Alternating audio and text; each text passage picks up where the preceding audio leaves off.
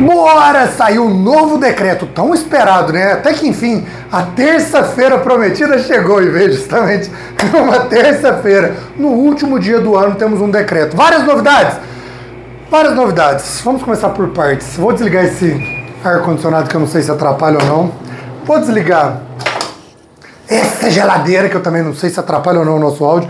Vou fazer um breve resumo e depois nós vamos falar detalhado do que aconteceu. 6 mudanças básicas que vem no novo decreto. A primeira, com relação ao funcionamento dos clubes de tiro, que a gente já tinha falado muito sobre isso, né? Os clubes que estão a menos de 1 quilômetro de uma instituição de ensino tinham o risco de serem fechados. E olha que isso representa 90% dos clubes do Brasil. E agora? O que mudou no decreto? Depois eu vou ler passo a passo para vocês entenderem. Esses clubes poderão funcionar, porém a atividade de tiro apenas das 18 horas às 22 horas. Calibre 22 LR longo, que antes estava como restrito, volta a ser permitido. As carabinas de pressão abaixo de 6,35, não precisa de ser CR, qualquer um pode adquirir, e aí fica a critério, quem tem CR e quiser apostilar pode. Coleção, não precisa mais do IFAM fazer a declaração, pode ser qualquer outro órgão. A habitualidade passa a ser por grupo, antes nós tínhamos uma habitualidade por calibre. Se você tinha uma pistola 9mm, uma .40, uma 380, você tinha que ter as habitualidades por calibre. Agora é por grupo, são 6 grupos. Eu vou falar no detalhe aí, né, no geral, mostrando cada um. E criaram o super fodástico, atirador nível 4, os CACs, os queridinhos, os amigos do rei, os que fazem parte da casta, a elite do Brasil, vai ter algumas regalias e nós vamos também explicar e falar um pouco mais sobre isso. Antes de continuar esse vídeo, vou pegar um trem aqui para beber, vou pegar uma barrigudinha aqui, último dia do ano, eu devia estar o dia inteiro por conta disso, mas não, nós estamos aqui trabalhando, fazendo análise de vídeos, saúde, estamos aqui vendendo, tentando arrumar dinheirinho para pagar o resto das nossas contas, que no final do ano a coisa tá feia. Pro ano que vem tende a piorar muito. Vamos escolher, né? Viver da caça do tiro esportivo agora. Relaxa e aguenta. Barrigudinha, minha cerveja preferida. Não precisa ser a Brahma, não. Pode ser a Brahma, Cristal, original, Budweiser, qualquer uma delas. Nessas garrafinhas barrigudinha é a minha preferida. Eu tô falando aí para aqueles que querem me agradar. Sintam-se à vontade. Então vamos lá. Vamos pegar aqui ó, o decreto, né? Decreto 12.345. Ele é do dia 30 de dezembro, né? Mas na verdade ele foi publicado e a gente teve acesso a ele na madrugada. Então hoje que tá o reboliço aí, todo mundo falando sobre isso. Uma coisa para você que vai ler o decreto, ele é um decreto que ele altera, faz algumas alterações no decreto 11.615. Então se você for ler ele da forma como ele está publicado aqui, talvez algumas questões você não vai entender, porque você tem que ler o 11.625, que é onde ele faz menção no artigo. Ele mudou algumas coisas do decreto 11.625, ele não anulou e é um decreto novo. A primeira mudança, né, ele cria, como eu falei logo no artigo 2º, ele cria o atirador desportivo de alto rendimento. E aí ele explica o que é isso, que é uma pessoa registrada pelo órgão para emissão de CR, filiado a confederação ou liga nacional que cumpra calendário anual de competições e que tenha obtido classificação mínima no ranking nacional de atletas de tiro esportivo. Depois ele fala o que é o ranking nacional, fala do calendário nacional e da confederação ou liga. Para resumir isso daqui, né, é basicamente as entidades, né, as federações, as confederações que têm uma certa proximidade ao governo, que elas vão ter o poder de dizer quem está ou não no ranking ali, quem são os atletas de alto desempenho que participam de tantas competições. Bom, agora vamos para a parte, né, para mim a melhor parte do que realmente interessa, o que mudou. No artigo 11, né, do decreto, eles vinham falando quais eram as armas permitidas. E a carabina 22LR tinha ficado semiautomática, tinha ficado fora.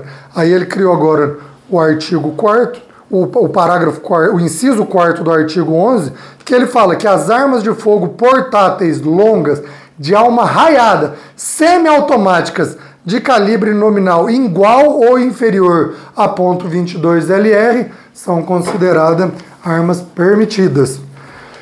Essa para mim foi a melhor alteração do decreto, né? Realmente era um absurdo a gente ter as 22 LR semiautomática considerada restrita. E ele fala que é permitido o uso de armas de pressão de gás comprimido ou por ação de mola com calibre igual ou inferior a 6,35 e de armas que lancem esferas plásticas com tinta, como lançadores de paintball, facultado o apostilamento ao CR mediante a manifestação do atirador desportivo. Então, se você não tem CR, se você quiser comprar esse tipo de equipamento, você compra. Se você tem CR e quiser apostilar esses equipamentos para participar de competições, apostila.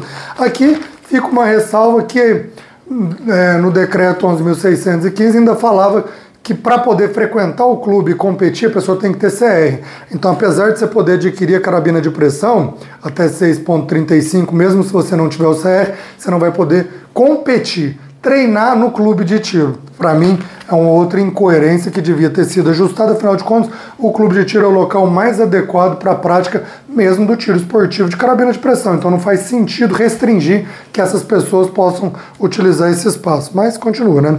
E a aquisição de carabinas de pressão superior a isso, aí sim ainda é possível, mas aí tem que ser autorizado e registrado junto ao CR. O artigo 35 também foi uma relativa mudança, né, que fala que para a concessão do CR, pessoa física, tirador desportivo pelo órgão fiscalizador, o interessado deverá ser filiado à atividade de tiro desportivo e comprometer-se a comprovar, no mínimo, por arma representativa de cada um dos tipos de arma que tratam o artigo 11. O que isso aqui quer dizer, pessoal? Que antigamente nós estávamos com a habitualidade por calibre e agora as habitualidades passam a ser por grupo. E quais são os grupos? Chega mais perto aqui, Júnior. Não precisa você estar tão longe de mim, não, hein? Quais são os grupos? Nós temos basicamente, são 6 grupos. Arma curta, restrita e permitida, arma longa, de alma lisa, restrita e permitida, e arma longa, raiada, restrita e permitida. E esses são 6 grupos. Então, se você tem pistola, uma pistola 9mm, uma .40 e uma 45, você vai precisar de comprovar a habitualidade, né? As habitualidades seguem as mesmas pelos níveis, né? Só que em vez de você ter que ter habitualidade para cada um desses 3 calibres, você comprova que com qualquer um desses calibres ou alternado, você fez as quantidades de habitualidade suficientes para aquele grupo. Bom, vamos lá. O artigo 38, que fala dos clubes de tiro. O horário de funcionamento dos clubes de tiro é entre 6 e 22 horas, isso para os clubes que atendem todas as exigências. Vamos chegar lá para explicar. E aí ele criou algumas regras a mais de fiscalização. Análise de risco das atividades relacionadas à circulação, ao uso e eventual armazenagem das armas e munição para recarga, medidas de proteção de usuários e funcionários, prestadores de serviço e pessoas que transitem no entorno do estabelecimento, vídeo monitoramento dos locais de eventual armazenamento de armas e insumos de recarga, medidas de controle informatizado de entrada e saída de usuários, funcionários e prestadores de serviço. E aí eu vou falar ali mais na frente como que vai ser feita, como que, né, o decreto prevê que seja feito esse controle informatizado, mas na frente ele explica.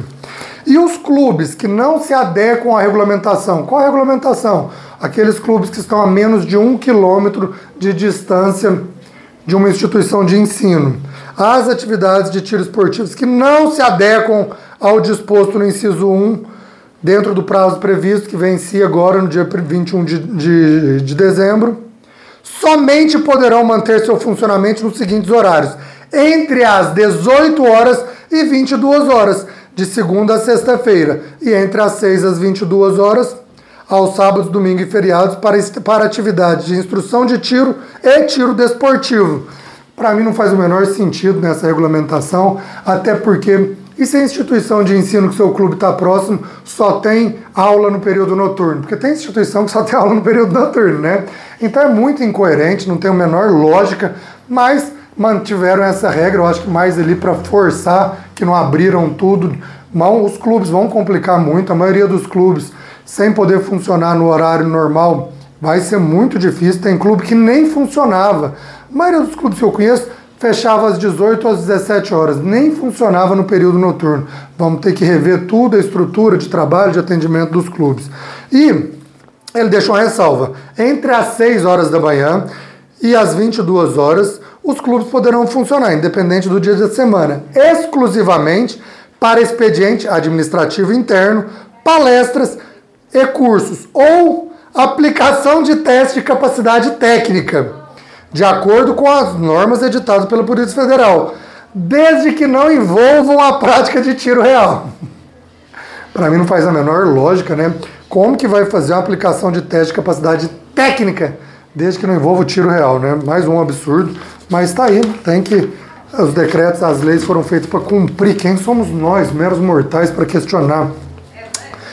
Aí vem aqui o que eu falei com relação a como vai fazer a comprovação dessa habitualidade da frequência ali dos atiradores. A relação dos atiradores e dos atletas que frequentam a entidade de tiro esportivo deverá ser obtida por controle biométrico ou reconhecimento facial.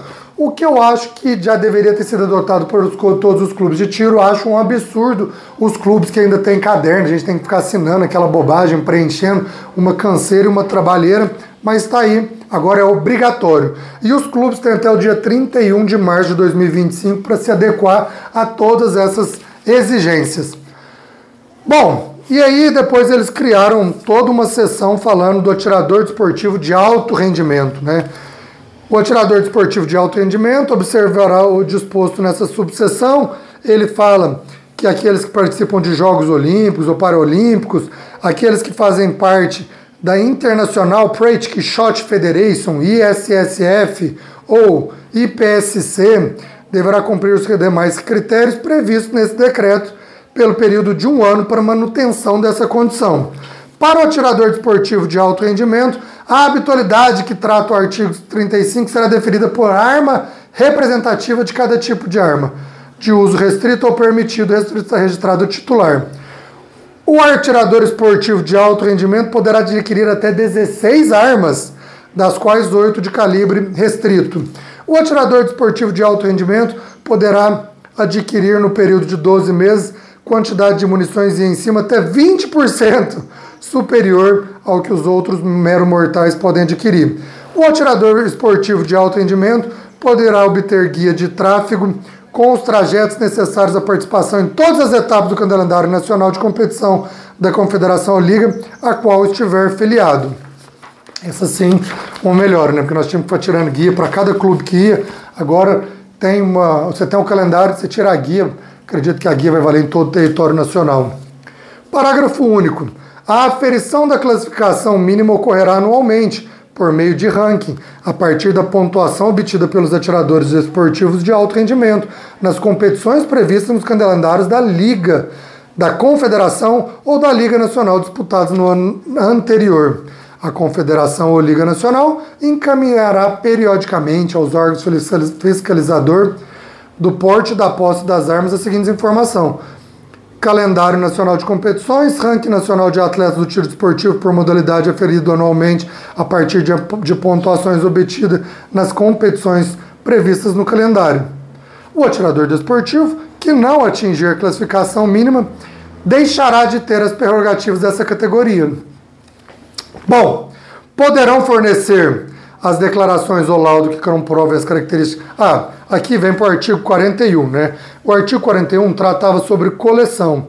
Aí falava que o IFAM era o único órgão responsável por fornecer a declaração para comprovar que a arma era de coleção ou não. Aí agora eles abriram para vários outros órgãos e tal. Então, para quem quer colecionar ou se manter como colecionador, tá fácil. E aí eles falaram, né, no parágrafo 3º, que os proprietários de armas apostiladas por tiro esportivo e caça que desejarem alterar a destinação da arma para atividade de coleção terão até 31 de dezembro de 2025 para poder fazer isso. E o artigo 79 fica proibido o transporte de armas e munição em todo o território nacional 24 horas antes e 24 horas depois das eleições. Inclusive, fica proibido o funcionamento das entidades de tiro esportivo durante esse prazo.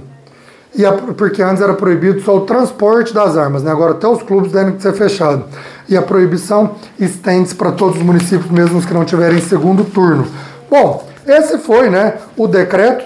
fiz um resumo e li os principais pontos, mas sugiro a você, como sempre na vida, leia, se informe, escute a opinião do Mário, de vários outros, faça você o seu próprio juízo, a interpretação da legislação. Afinal de contas, ninguém, nem eu, nem ninguém, vai garantir para você nenhum tipo de respaldo nas informações aqui apresentadas. Você é o único responsável pelas atitudes e decisões que você tomar, então procure se informar, seja consciente. Parabenizar e brindar os nossos ilustres deputados em nome do Ismael Alexandrino, parabenizo todos os outros, Polon e tantos outros aí que seguem atuando, defendendo e trabalhando em prol do tiro esportivo e da caça, em especial o Ismael Alexandrino, porque ele teve muita paciência para discutir, articular e tentar fazer com que o decreto não viesse tão ruim quanto estava. É menos mal, é menos pior, a coisa despiorou um pouco, mas ainda está muito ruim, né? Do jeito que está, tá muito difícil ainda manter a atividade. E o pior de tudo, tem 30 dias que o Sigescorp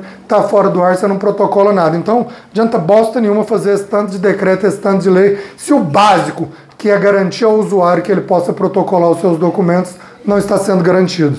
Mas assim, encerramos o ano de 2024, sem muitas expectativas para 2025, e seguimos firmes aqui, como diz o Andrei Blanco, até quando? Não sabemos. Um brinde feliz 2025.